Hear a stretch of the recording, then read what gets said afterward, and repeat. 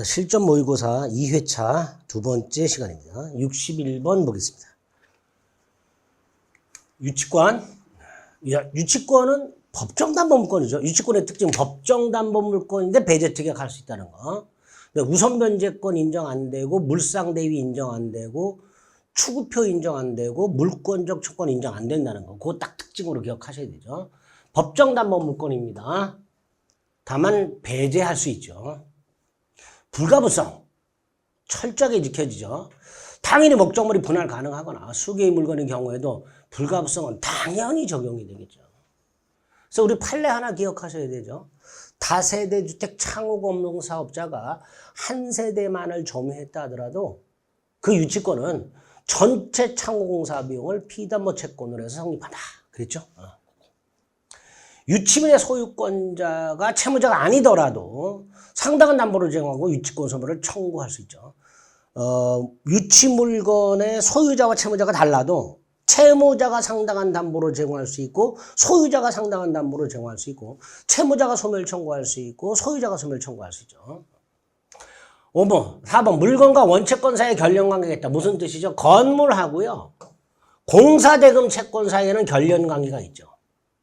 그러니까 그 공사대금을 지급하지 않아서 발생하는 손해배상 채권도 건물과 결연관계가 있겠지. 이렇게 되겠죠. 5번 부동산 매도인은 매매대금 지급을 담보하기 위해서 목적물에 대해서 유치권 행사할 수 있는 거 없죠. 매매대금 채권 유치권 안 되죠. 보증금, 권리금, 매매대금, 건축, 자재대금 이것도 매매대금이죠. 이런 것들은 유치권 된다 안 된다? 안 된다. 결연성이 없다.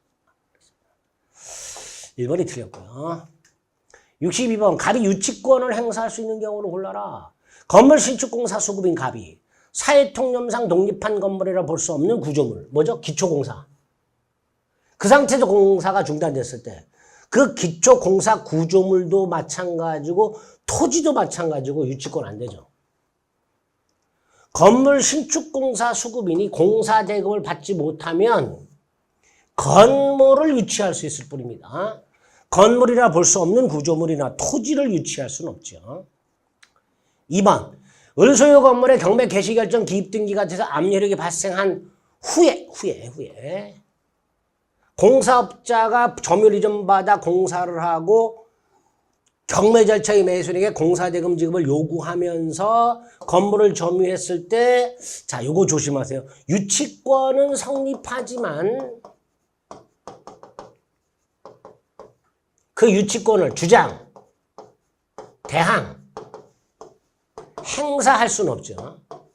경락인에게 유치권을 주장, 대항, 행사할 수는 없습니다.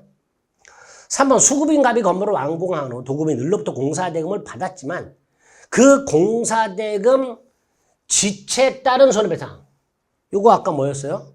건물과 원채권 사이에 결연성이 있다면 그 지연으로 인한 손해배상에 대해서도 결연성이 있으니까 유치권이 인정되겠죠.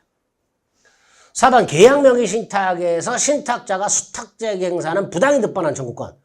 내가 너한테 제공한 매수자금 돌려달라. 요거는 결연성이 없어서 유치권 안 되죠. 5번 갑이 건물을 매도하면서 중도금만 지급받고 잔금 받지 못한 상태에서 매수인에게 이전 등기까지 해준 상태인데 잔금 지급을 요구하면서 건물을 유치한다. 매매대금 유치권 안 되죠. 그래서 결국 유치권 행사할 수 있는 경우는 3번만 유치권 행사할 수 있게 될 겁니다. 3번 건물과 공사대금 채권 사이에 결연성이 있다면 그 공사대금 지급 채무 불이행으로 인한 손해배상 채권도 건물과 결연성이 있다. 유치권이 인정된다. 그렇게 기억하시면 되겠습니다. 63번 저당권 채권자와 제3자가 불가분적 관계에 있다. 예를 들어서 채권자는 법인이고 제3자는 법인의 대표다. 즉 채권이 실질적으로 제3자에게 귀속이 돼 있다. 이런 경우에는 제3자 명의 저당권 등기도 유효하다 그랬죠. 근저당권 설정자가 계약을 해지하면 뭐 어떻게 돼요? 채권이 확정되죠. 근저당권의 채권이 확정되는 거 결산기 도래. 결산기 도래 전 채권이 전부 소멸하고 거래를 계속하는 의사가 없을 때 해지. 그게 요거죠. 또 하나는 결산기를 정하지 않았을 때 언제든지 계약 해지. 통해서 채권을 확정할 수 있죠. 자, 무효등기를 유용하려면 그 유용을 하기로 하는 합의 전에 등기부에 이해관계가 충돌하는 제3자가 없어야 유용할 수 있다고 그랬습니다. 4번 저당부동산 제3취득자는 첫째 경매인이 될 수 있죠. 두 번째 변제권 및 구상권이 있죠. 세 번째 그 목적물에 지출한 보존 필요비나 계량 유익비를 경매 대가로부터 우선 변제 받을 수 있도록 되어 있죠. 최우선 변제 받죠. 영순위로. 5번 저당권자가 저당부동산을 압류했어요. 압류 후 과실. 차임이 과실이죠. 압류 후 과실에는 저당권 여력이 미치도록 하고 있죠. 압류 전 과실은 저당권 여력이 미치지 않지만 압류 후 과실, 저당권 여력이 미치다. 4번이 틀렸고요. 64번 법정사건의 성립.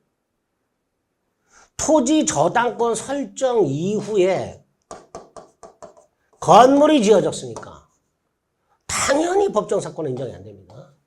설령 저당권자의 동의를 얻다 하더라도 법정사건은 인정되지 않습니다.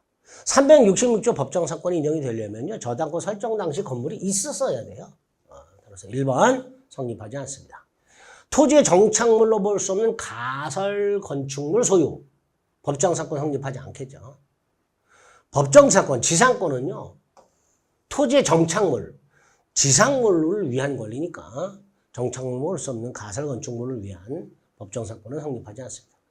자, 건물이 무허가나 미등기 건물이어도 법정사건은 인정되죠. 4번 토지공유라고 되어 있죠. 자, 토지공유인 경우에는 세 가지 기부를 하자 그랬죠.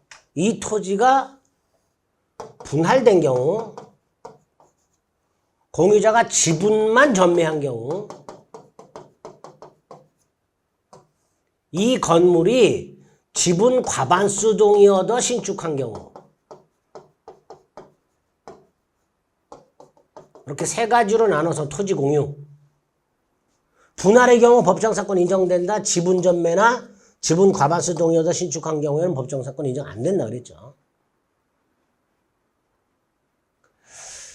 4번 토지 공유자 중 1인이 다른 공유자의 동의를 얻어 지상의 건물을 소유하면서 자신의 지분에 저당권을 설정하는 그 실행 경매로 해서 지분만 넘어갔죠.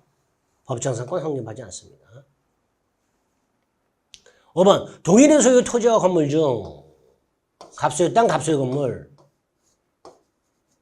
건물의 전세권 설정, 토지 소유자가 바뀌어. 그럼 누가? 건물 소유자인 전세권 설정자가, 법정사건을 취득한 걸로 보죠. 이게 305조 법정사건이죠. 주문 그대로 출제가 됐습니다. 1번이 틀렸고요.